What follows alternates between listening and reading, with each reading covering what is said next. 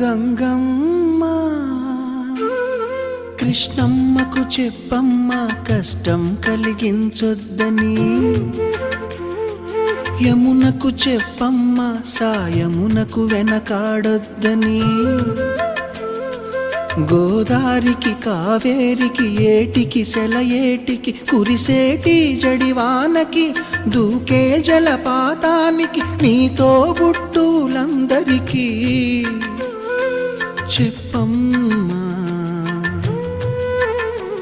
మా గంగమ్మ.